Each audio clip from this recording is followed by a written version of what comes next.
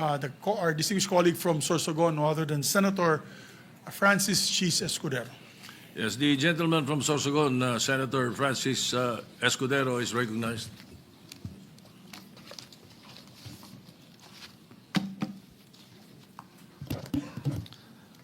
Thank you, Mr. Senate President. Thank you, distinguished Majority Floor Leader. I rise to make a brief manifestation in response to the events of recent days. Ginoong Pangulo, meron po tayong kasabihan sa wikang Pilipino. Kapag nagturo ka ng daliri sa iba, may tatlong daliri na nakaturo palagi pabalik sa iyo. Sa mga nakaraang linggo, malinaw na nililihis ang galit ng taong bayan tungkol sa mga ghost at substandard flood control projects mula sa mga totoong may kasalanan patungo sa Senado at sa ilang mga miyembro nito. Tila pilit na ginagawang panakipbutas, ika nga at fall guy, at diversyon ang mga senador palayo sa Kamara at sa mga tunay na may sala. Klarong-klaro po ang script nito. Ipitin ang tatlong dating DPWH officials, pakantahin sa kanila, mema banggit lang na senador, habang pinagtatakpan ang mga congressman na tunay nakasabwat nila sa mga lugar na ginagalawan nila. Simple ang patunay dito. Kapanipaniwala ba na wala silang kinausap na kahit isang congressman nakaupo na totoong may hawak ng mga distrito sa lugar na ginalawan nila sa hinaba-haba ng testimonya nila dito o sa Kamara?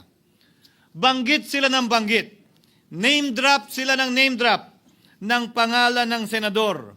Maski na klaro naman kung inyong papakinggan na wala silang masabing direktang nakausap o binigyan ng anuman. Lahat ito para lamang ipako ang mga senador sa media at sa publiko at ilayo ang atensyon sa Kamara at mga congressman. Bakit nga ba? Dahil tila mas malaking isda, ika nga, mas mataas, mas kilala ang mga senador kumpara sa congressman? Umaasa sila na maiibsan ang galit ng tao sa kanilang mga anomalya ukol sa flood control at tuluyan na silang makakatakas mula sa anumang pananagutan. Isang tao lamang, Ginoong Pangulo, ang nasa likod ng script at sarswelang ito. Siya ang dahilan ng kaguluhan, pagkakaaway-away, pagkakawatak-watak na ngayon yumayanig sa ating bayan, maprotektahan lamang ang sarili niya. Ang pangalan niya ay matagal nang bulong-bulungan sa bawat sulok ng bansa, pero ngayon, unti-unti nang sinisigaw ng taong bayan.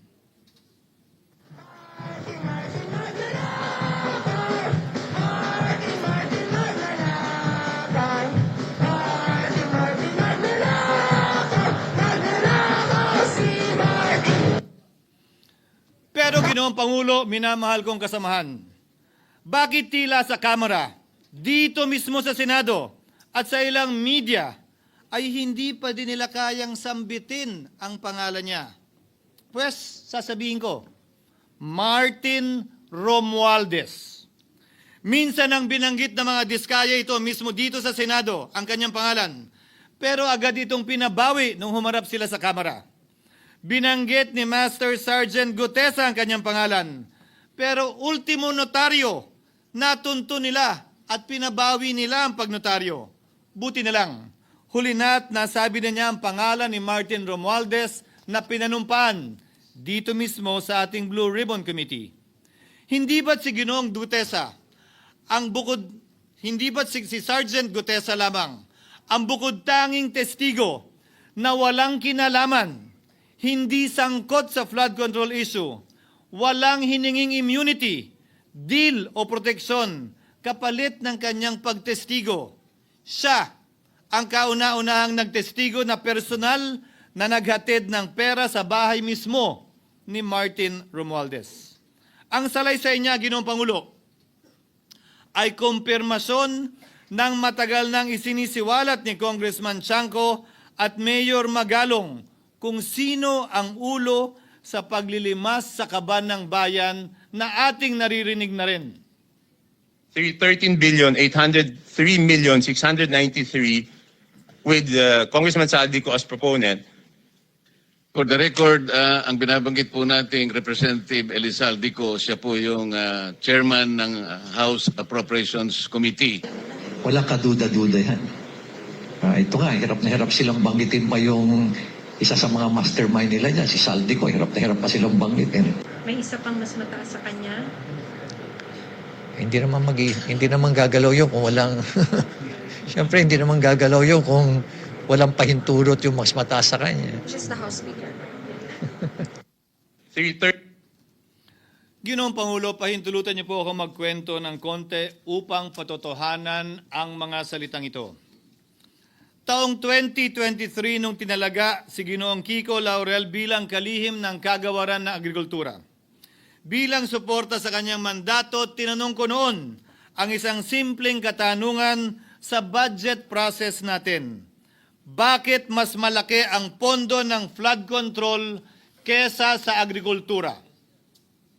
Why is it that the budget for flood control is bigger than the budget of the Department of Agriculture or the agriculture sector as a whole? The fifth biggest allocation, not even a department, is flood control.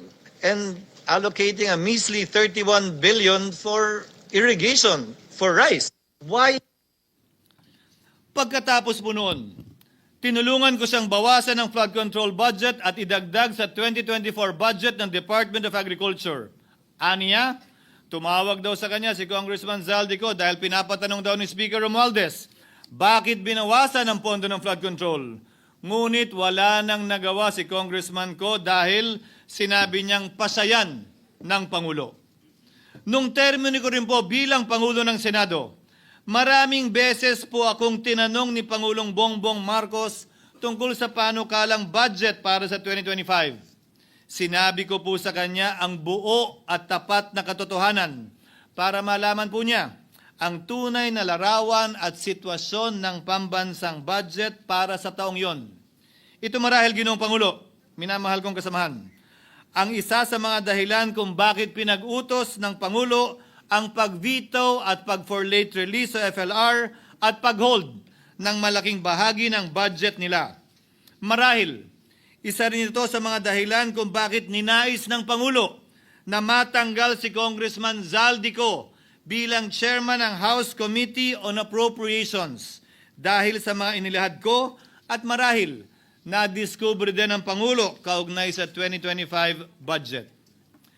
Hindi malayo, Ginoong Pangulo, na naganap din ang mga ito noong 2023, 2024 at mga nauna pang budget kung saan napakaraming ghost at substandard projects ayon kay Secretary Vince Dizon at ayon mismo sa talumpati ng ating kasamahan na si Senator Ping Lacson. Ngunit marahil ay walang naglakas loob na sabihin ang katotohanan kay Pangulong Marcos o magsumbong sa kanya kaugnay sa ilang mga bagay na ito bago ako. Nais ko din pong kumpirmahin ang sinabi ni Congressman Toby Chanco na ang pag-file ng impeachment complaint laban kay Vice President Sara Duterte ginamit na paraan ni Speaker Romualdez para mag-release ng pondo nila na naka-FLR or for late release bago mag-eleksyon. Maski na alam po niya na hindi po ito kayang talakayin ng Senado hanggang sa Hunyo pa mula nung simula.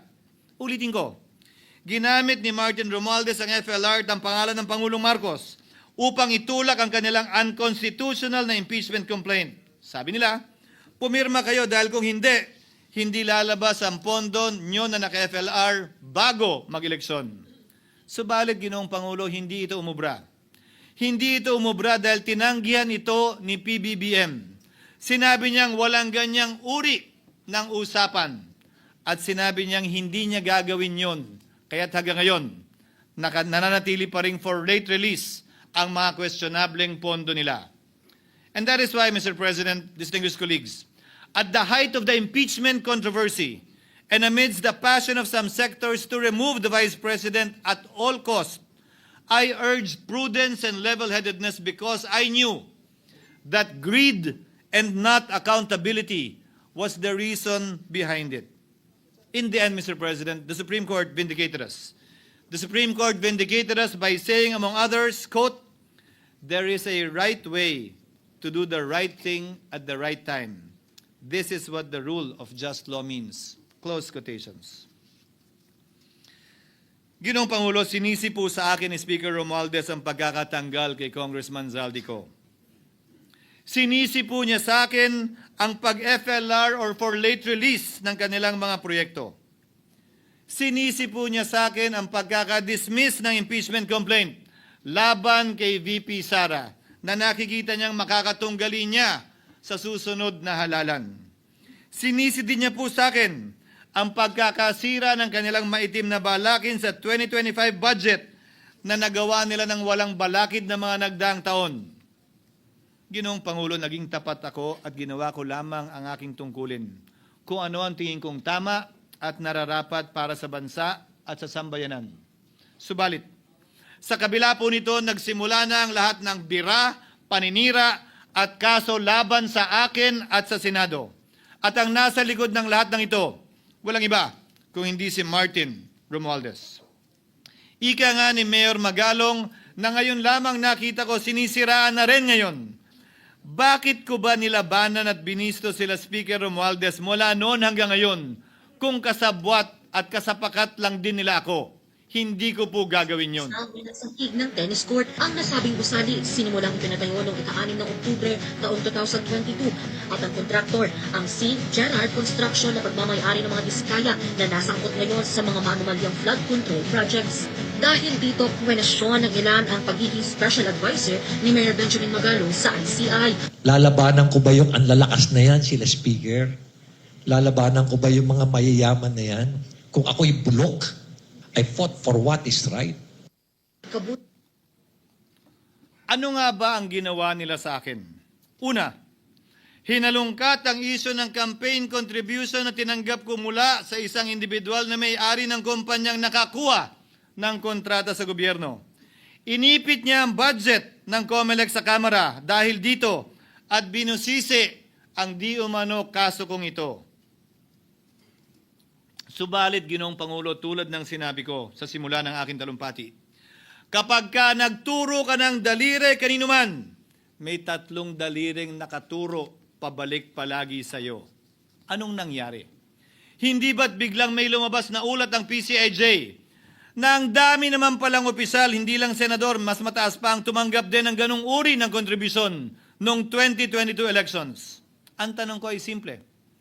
Kung legal at walang mali sa ginawa nila, edi dapat legal din at tama ang ginawa ko. Pero bakit ako lang ang iniimbestigahan tungkol dito? Higit pa doon, Ginoong Pangulo, hindi ba tayon kay Mayor Magalong merong 67 na miyembro ng Kamara na kontraktor? Ito po ay mga miyembro ng Kamara na may construction firm na nakakuha ng kontrata sa gobyerno. Kung bawal talaga ito, ibig sabihin ba niyan, bawal na nilang gastusin ang sarili nilang pera para sa kanilang sariling kandidatura? Bakit hindi din binubusisi yun? Bakit hindi inaalam yun? Ako lang talaga? Pangalawa, inintriga ni Martin Romualdez ang dating liderato ng Senado dahil sa pagkakaupo at pagdinig ni Senator Marcoleta sa Blue Ribbon Committee dahil marahil sa pananaw niya ay hindi siya safe kay Marcoleta. Ngunit, Ginoong Pangulo, sa hindi niya inaasahang pagkakataon, nung araw ding yun, nagsalita ang mga diskaya, pinangalanan ng 17 congressman na kasosyo niya, kabilang ang pagbanggit na naman ng pangalan ni Martin Romualdez. Karamihan sa mga kawani ng DPWH na nabanggit sa itaas ay paulit-ulit na binabanggit ang delivery ng pera ay para sa kay Zaldico na dapat at least 25%. Si Kong Marvin Rillo naman ay ilang beses na binabanggit ang pangalan ni Speaker Martin Romualdez bilang kanyang malapit na kaibigan. Isa na naman po itong patunay, Ginoong Pangulo. Kapag ka nagturo ka ng daliri sa iba, may 3 daliring nakaturo pabalik sa'yo. Pangatlo, sa pagdinig ng Blue Ribbon Committee kung saan niname drop ako ni Yusek Bernardo, bagaman inamin niyang personal na mismo na hindi niya rekta kung nakausap o binigyan ng anuman, bigla namang tumestigo si retired Master Sergeant Gutesa at muling pinangalanan si Martin Romualdez na hinahatiran daw niya ng pera sa mismong bahay nito. Ang bawat malita ay may lamang humigit kumulang 48 million pesos. Kalimitang dinadala sa bahay ni Congressman Saldico, ibababa lamang namin ay 35 malita para i-deliver sa bahay ni House Speaker Martin Romualdez. Gamit ang script niya sa pagturo sa akin, ayan na naman. May 3 daliring nakaturo palagi pabalik sa kanya tuwing ginagawa niya yan. Ulitin ko po for the record, Ginoong Pangulo, ang sinabi ni retired Master Sergeant Gutesa. 35 maleta ng pera na naglalaman na mahigit kumulang 48 milyong piso bawat isa o kulang-kulang 1.7 billion pesos sa isang delivery. Ay di umano hinatid niya sa iba't ibang bahay, sa iba't ibang pagkakataon ni Martin Romualdez. Subalit, sa kabila ng lahat ng ito, hindi ba nakapagtataka? Bakit hindi sinasama si Martin Romualdez sa anumang investigasyon? DOJ man, NBI man, AMLAC man. No ako po ay pinuntahan, no ako po ay dumalo sa imbitasyon ng ICI bilang resource person, binanggit ko at tinanong ko din ito sa kanila. Ganito ba katindi ang kapangyarihang hawak ni Martin Romualdez? Na bagaman hindi siya speaker, tila the name that cannot be mentioned pa din siya at nagagawa pa din niya ang nais niya kaugnay sa isang mapamiling hustisya o selective justice. Halimbawa, bakit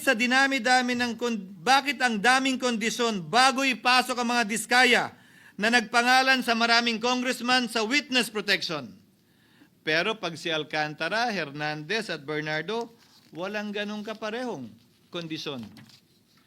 Bakit hiniling agad ang freeze order di umano para sa asset ng mga name drop na senador?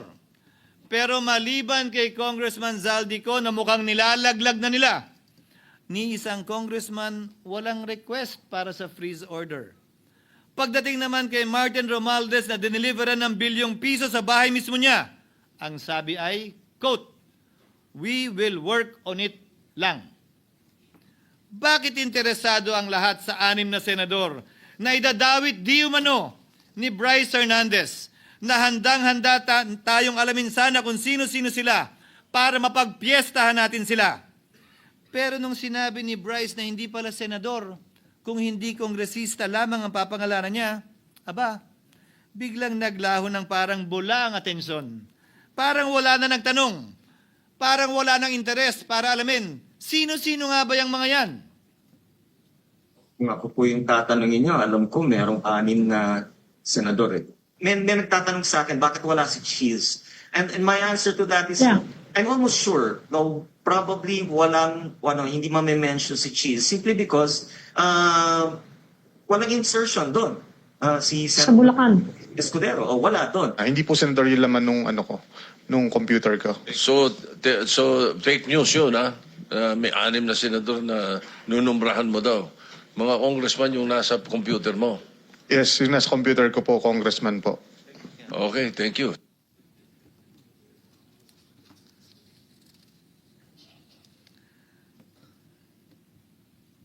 Nagkataon lang ba, Ginoong Pangulo, na ang mga nakaupong senador na dinidiinan sa ngayon ay ang dating Pangulo, dating pro tem, dating punong mayoriya ng Senado, na lahat nagkataon din lang ba na bumoto kontra sa depektibong impeachment ni Vice President Duterte o talagang tinumbok lang kami?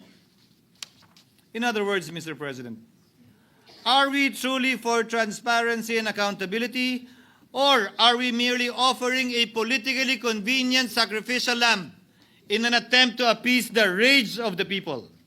What is painful, Mr. President, is that along the way, reputations have been disparaged and tarnished.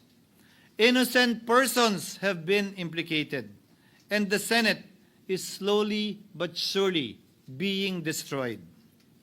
Nagkataon lang po ba na ang lahat ng ito o ito'y sumusunod sa isang script, direksyon at basbas ni Martin Romualdez?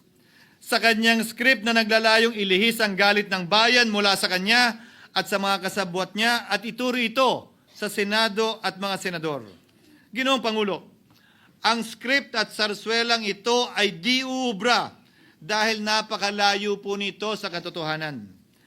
Napakasama sa panlasa at tinitiyak ko sa inyo, hindi po ito matatanggap at lulunukin ng sambayanang Pilipino.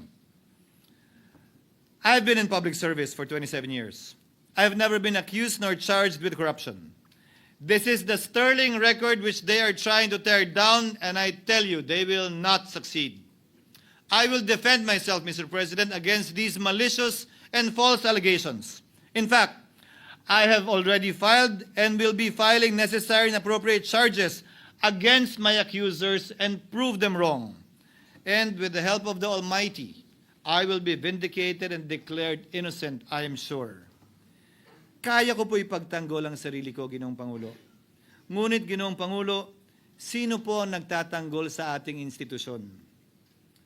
Kaya't ang aking tanging hiling po sana sa inyo, Ginoong Pangulo, at sa ating mga kasamahan sa Senado.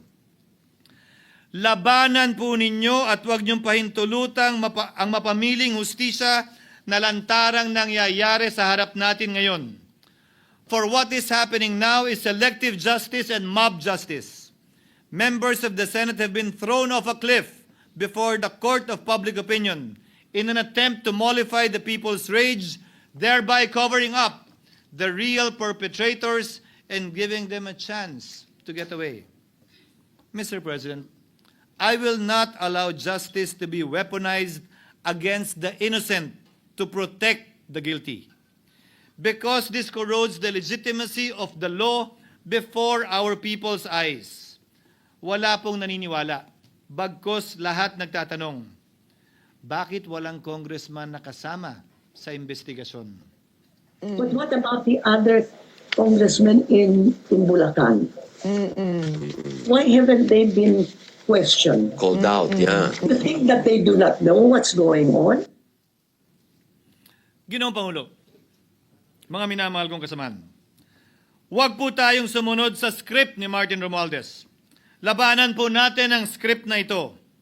Pasagutin at imbestigahan lahat ng niname drop at nabanggit, congressman man, senador man at iba pang opisyal, at dapat kasama dito si Martin Romualdez. Ginoong Pangulo, hindi ba natin nakikita na pili tayong pinag-aaway-away?